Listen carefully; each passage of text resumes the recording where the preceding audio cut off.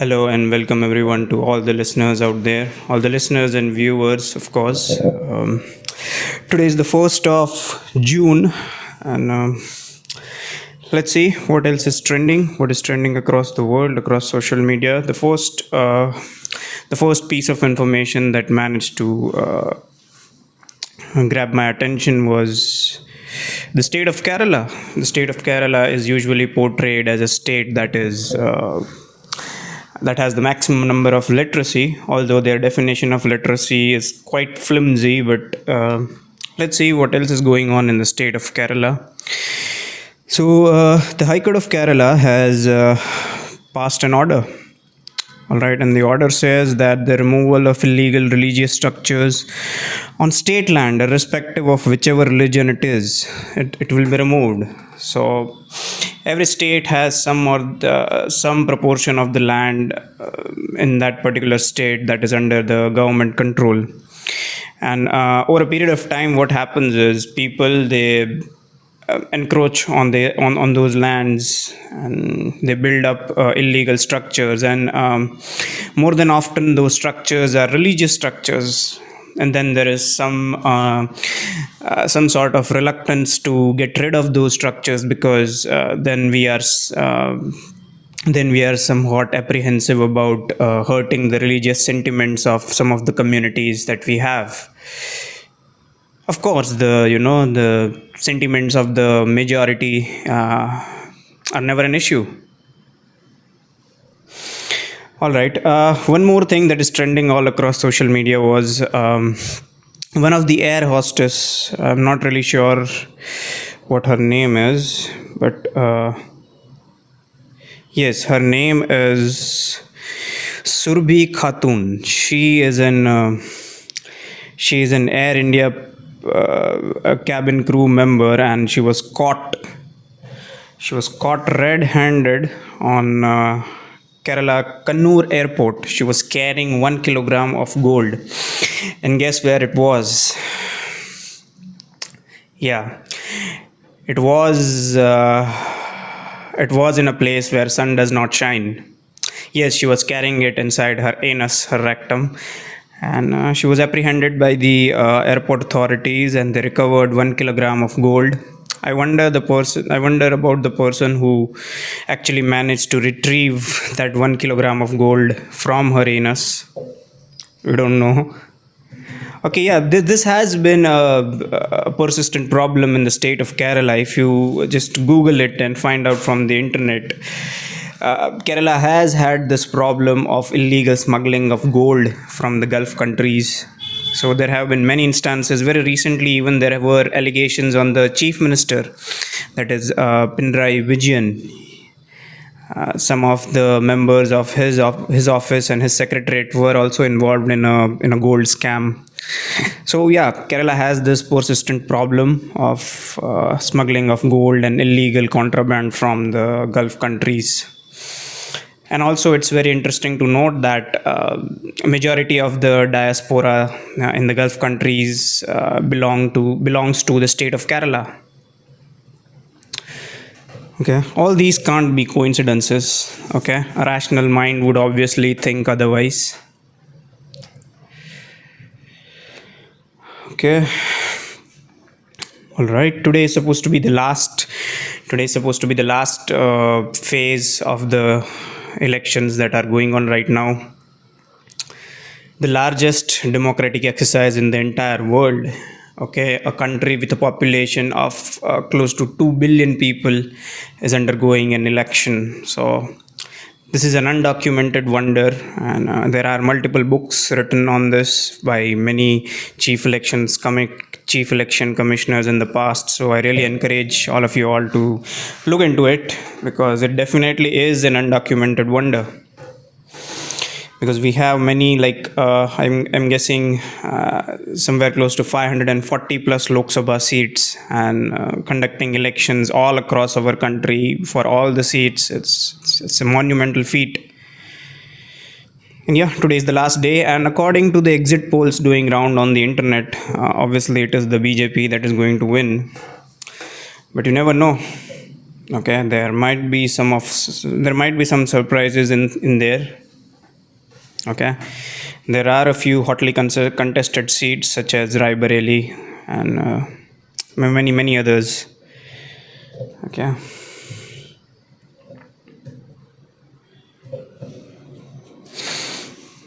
Okay. So one piece of information that is doing that is making too much noise on social media is Reserve Bank of India. Now the National Reserve Bank has the National Reserve Bank has summoned the Bank of England to, give us back our gold. Meaning we were storing our gold over there. The Bank of England was the custodian of the gold that belonged to us. So now we have taken the decision of calling it back and storing it in under our watch. Because let's face it, we can't trust the West, not with gold, of course, because the Brits have history of plundering the bullion from our country and using it to finance something else. Not that I'm implying that they were using this gold to finance something else, but yes, history speaks for itself. You just cannot erase history. All right. Yes. So even the Reserve Bank, the National Reserve Bank has some plans to further promote the use of rupee, such as now people who are not currently residing in our country but they're living outside, they will also be allowed to open rupee accounts. Okay, so they are going for the internationalization of rupee. So for those of you who are unaware about what is internationalization of currency is, so think of it in this way. There is a reason why the US dollar is called hard currency, because majority of the world trade, it takes place in dollars and it is very widely accepted. So we as a country, we as a superpower, at least in the Asian continent, and more specifically in this South Asian subcontinent, we should also look for internationalization of rupee, because this would add more value to it, and yes, it will definitely raise the standard of Bharat in the committee of other nations. All right. Next piece of information that is doing rounds on the internet is Germany. Now, now we have been talking about this war that is going on the disputed border between Russia and Ukraine. So to give you a quick recap about this development that is currently undergoing right now, is there are two sides to this war. On the one side, there is NATO, that is North Atlantic Treaty Organization. It is basically a military alliance of all the Western countries, and on the other side, there is Russia. So there is this constant competition going on between these two sides to assert their dominance over the disputed border areas of Ukraine. Now, to fight a war, you need weapons, and Russia obviously has a large military industrial complex, and it definitely has no dearth of weapons. Whereas on the other side, Ukraine is really crunched for funds. And we frequently find the leader of Ukraine reaching out to other Western countries for funds to fund the war that is going on. So Germany has allowed Ukraine Germany has allowed Ukraine to use the weapons that Germany is supplying to strike military targets inside of Russia. Now, earlier this was not allowed.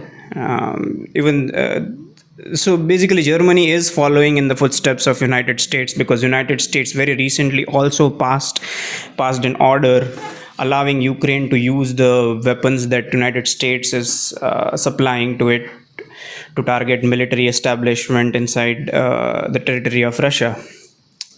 I would say that this is a very knee-jerk reaction. This is a very rookie move from the leaders of Germany, because if you see, there is a very, very well established economic relationship between Germany and Russia. So it is walking on very thin ice, and I would say land neighbors are maintaining relationship between the neighbors that are closer to your boundaries is very important, and allowing Ukraine to use the weapons to strike military targets inside of Russia is a very bad move from the German state. Right. So there has also been some response by the Russian sides to such permissions given to Ukraine. Is that Russian Security Council Deputy Chairman Dmitry Medvedev, he has put out a statement and he has warned that all their military equipment and specialists fighting against Russia will be destroyed. He alleged that Moscow proceeded from the fact that long range weapons supplied to Ukraine were already directly operated by servicemen from NATO countries. So, all the weapons that Germany has supplied to Ukraine, it was supplying to all the other NATO countries as well, and all those NATO countries are obviously using it against the Russians. So, there's nothing new in this piece of information. That was the response from Moscow. All right. Now, next up, it's not exactly not exactly an information, but it's a very well established fact that nobody acknowledges. Is I keep seeing these long threads on the social media platform that is X, and they're talking about how we as a country, how we as nationals of Bharat, we have gifted a lot to humanity. I get the fact, okay, I understand the sentiment behind it, but let's face it, the world is never going to acknowledge what we have done for them. Okay, even to this day, United Nations, the maximum contribution for peacekeeping forces comes from our country. We regularly donate a lot of aid in the form of money and materials to a lot the other countries. We help out many other countries, and when they are citizens of many other countries, when they are stuck in a foreign land where there is a turmoil going on, where there is a war going on. So starting from algebra to going back to plastic surgeries and many other things, so we have given a lot to humanity, but it's time we accept the fact that the world is never going to acknowledge what we have done for them, and just bury the hatchet and move on, because we are living in a time where giving due credit is not really a trendy thing to do.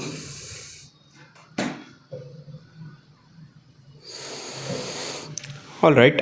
So one of the posts from All India Radio News was that Sri Lanka. So servicemen, ex-military servicemen from the country of Sri Lanka, they are going to Russia, and Russia is sending them as mercenaries to fight along the border areas that it has with Ukraine. So this really came as a surprise to me, because this was something that was out of the blue. So yeah, ex-military personnel from Sri Lanka, they are going to Russia, and Russia is Russia is employing them as mercenaries to fight along the border areas that it has with Ukraine. Interesting. Now, Russia has had this history of employing mercenaries and sending it to other countries. Yes. So if you really are up to date with the affairs of the South Asia, there is this festering problem of illegal Rohingya immigrants, and there has been a consistent and constant flow of Rohingyas into the land of Bharat, because guess what? No other country is ready to accept them. Okay. Now, Rohingyas are supposed to belong to the Muslim faith, and so let me tell you, the two of the major land neighbors that we have, both of them are Islamic republics. They are officially called as Islamic Republic of Pakistan and Islamic Republic of Bangladesh. And usually we are told about, or we are taught about this universal Muslim brotherhood, that is Ummah. So, in short, it says that all the Muslims are one, and the entire world is one brotherhood. So why isn't exactly these two countries, Bangladesh and Pakistan, accepting these they are supposedly brothers because they belong to the same faith? It's something that you should think. And these are not, frivolous questions. These are some very serious questions that you must ask.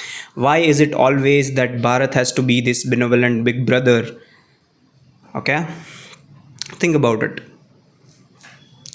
Yeah, so very recently there has been this statement from the Home Minister of Bangladesh. His name is Asaduzzaman Khan.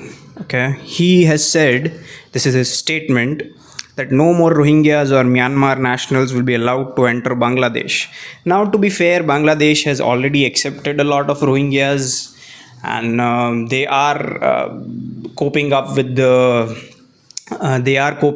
trouble that is caused by high population density, but so are we. Okay, the eastern part of Bharat, that is the states of West Bengal and Bihar, for that matter, Bihar, Jharkhand, all these states, they also have some high population density. So this argument cannot be put forward that since Bharat is the comparatively highly developed country, at least in the South Asian region, so it has some moral obligation to shelter all the refugees that come from any side of its borders. Any side of her borders. Really, I can keep going all day exposing the double standards that we see all across the world, but it would be a fruitless exercise because many people before me have already exposed the double standards that countries all across the world show. It is only that we have to stand up to this ideal. It is always we who has to always stand up to this ideal of democracy. No. If you are a democratic country, you are supposed to do that. So the Western countries that are supposedly acting as models of democracy, they aren't exactly very benevolent. And in fact, I would very much urge you to look at the conditions of UK, USA, and all the other European countries. How exactly illegal migration has ruined their fabric of society. It's all available on the internet. You don't have to take my word for it. Just look it up. All right. Lastly, King Cup of Champions. This is a soccer league that is hosted by the Kingdom of Saudi Arabia, and Al Nasser. So at the final of the King Cup of Champions was contested between Al Nasser and Al Hilal. These are the two teams, and Cristiano Ronaldo plays for Al Nasser. And the entire game was tied 1-1, and then the game was taken into a penalty shootout, which Al Hilal won 5-4. So there are some visuals of Cristiano Ronaldo breaking down because he could not win the game. I understand the sentiment behind it. When you play a sport and you make all your efforts and you're still not able to win, it definitely hurts. So yeah, that's all the information that is trending all across the world for today. Right, I'll see you in the next video.